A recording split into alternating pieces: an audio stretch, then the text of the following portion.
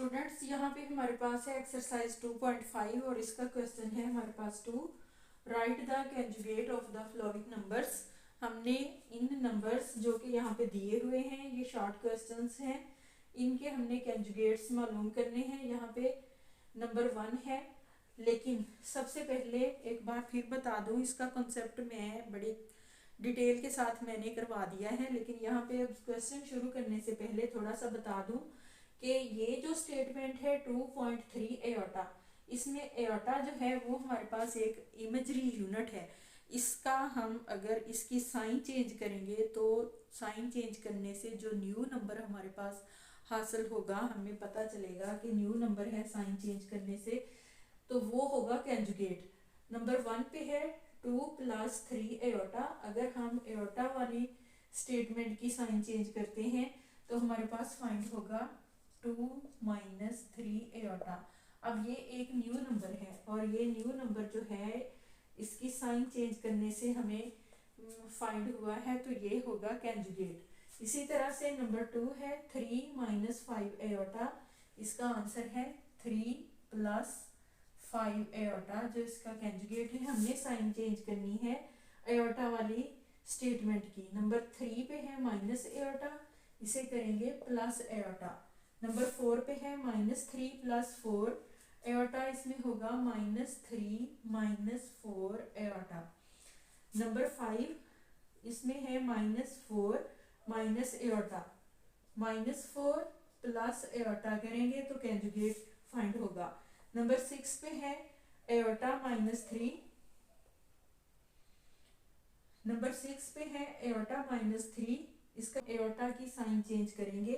अब जो क्वेश्चन हमने इससे पहले हल किए हैं उनमें एयोटा वाला जो पार्ट था वो सेकंड था हमारे पास, लेकिन यहाँ पे हमारे पास इमेजरी जो यूनिट है वो नंबर 1 पे है, तो इसको हम जब हल करेंगे तो हमने एयोटा की साइन चेंज करनी है, ना कि हमने रियल नंबर की। तो यहाँ पे आएगा -एयोटा -3। ये था हमारा क्वेश्चन नंबर 2 और इसके शॉर्ट क्वेश्चंस थे 6 जो कि आपके सामने हैं, और ये थे, इसको हमने करना था right the conjugate of the following number, और इन तमाम नंबर्स के कंजुगेट जो हैं वो हमने यहाँ पे सामने लिख लिए हैं। मुझे उम्मीद है कि सब बच्चों को इसकी बड़ी अच्छी तरह से समझ आई भी है और नेक्स्ट आएगी भी।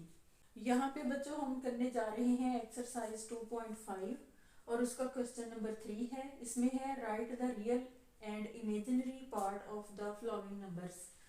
के दिए हुए नंबर्स हैं ये हमारे पास, और इनके हमने रियल पार्ट्स और इमेजिनरी पार्ट्स जो हैं वो सेपरेट करने हैं, उनको अलग अलग लिखना है। तो नंबर 1 पे हमारे पास जो नंबर है वो है 1 + एयोटा। अब एयोटा जो है इसको आई से ही हम यहाँ पे मेंशन कर सकते हैं कि ये एक इमेजिनरी यूनिट है, और इस पार्ट का हमने लिखना है कि ये कौन सा नंबर है।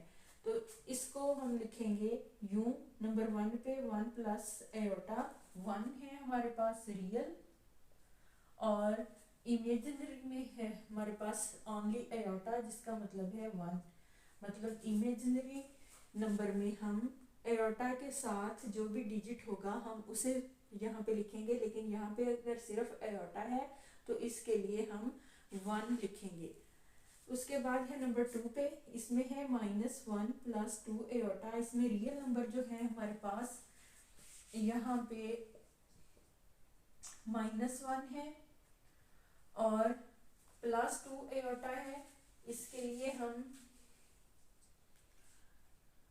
2 लिखेंगे इमेजिनरी पार्ट में। नंबर 3 पे है हमारे पास -3 एयोटा +2, इसमें -3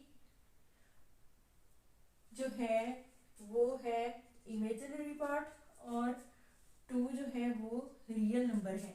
इसी तरह पे नंबर 4 पे है हमारे पास -2 - 2 एयोटा।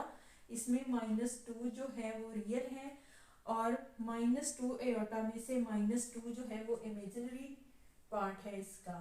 उसके बाद है नंबर 5 पे -3 एयोटा। अब यहाँ पे रियल नंबर जो है वो कुछ भी नहीं है, वो खाली है, इसको हम 0 से मेंशन करेंगे।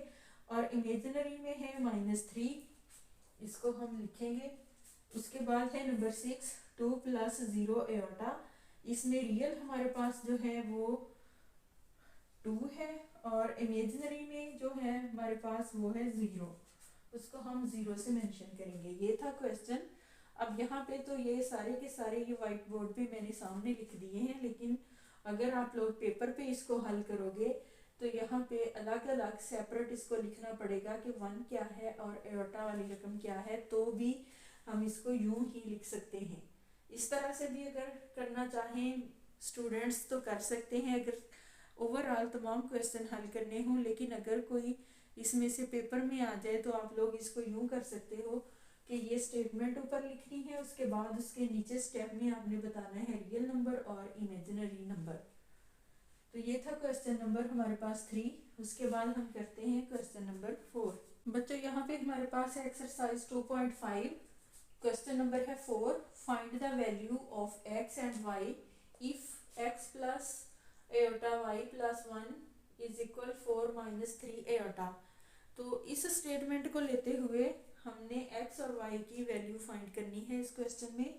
इस स्टेटमेंट को यहाँ पे मैंने क्लियरली यहाँ में लिख लिया है सामने, तो इसको स्टेप बाय स्टेप हम हल करेंगे। लेकिन इसमें रियल पार्ट्स और इमेजिनरी यूनिट्स जो है उसको हमने सेपरेट करके हल करना है। तो इसको सेपरेट कैसे करेंगे? सबसे पहले x है और प्लस 1 है इज इक्वल 4। ये हमने रियल जो थे नंबर्स वो अलग कर लिए हैं। उसके बाद दूसरे हिस्से में यहाँ पे इमेजिनरी पार्ट्स में आएगा एयोटा y इज इक्वल होगा माइनस 3 एयोटा ये। इसको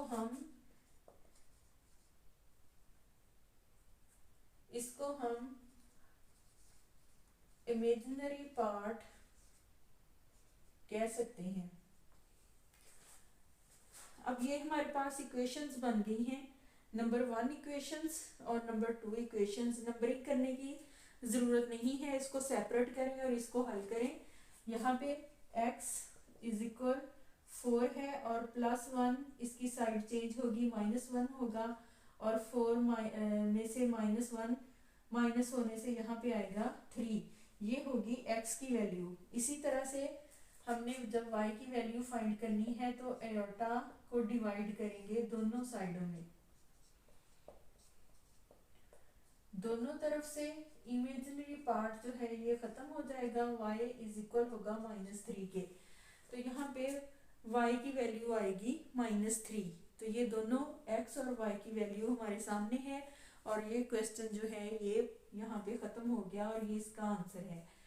तो बच्चों यहाँ पे एक्सरसाइज 2.5 जो है वो क्लियरली जो है वो हमने कंप्लीट कर ली है और इसके तमाम आंसर जो हैं वो बिल्कुल करेक्ट है और इसको मैंने बहुत अच्छे तरीके से बहुत डिटेल के साथ मैंने यहाँ पे वाइट बोर्ड पे इसे हल करवाया है। और हमारी इस चैनल में जितनी भी वीडियोस हैं उसमें मेरी कोशिश होती है कि मैं बिल्कुल आसान वे से और आसान तरीके से वो तरीका यहाँ पे हल करवाऊँ जिससे सब बच्चों को समझ आए, ख़ास तौर पे उन बच्चों को जो स्कूल में क्लास में बैठे हुए टीचर्स को नहीं समझ पाते, उन बच्चों को इन वीडियोस में से बहुत हेल्प मिलेगी। और इसके अलावा वो बच्चे जो स्कूल नहीं जा सकते, जो अपनी जॉब्स वगैरह करते हैं और पार्ट टाइम में वो पढ़ते हैं या कहीं से ट्यूशन लेते हैं, अगर वो नेट पे इन वीडियोस को देखेंगे तो इनको यहाँ पे बहुत कामयाबी मिलेगी और बहुत अच्छे मार्क्स मिलेंगे। इस तरीक़ाकार में बहुत आसान वे से बहुत आसान तरीके से हर क्वेश्चन जो है वो करवाया गया है।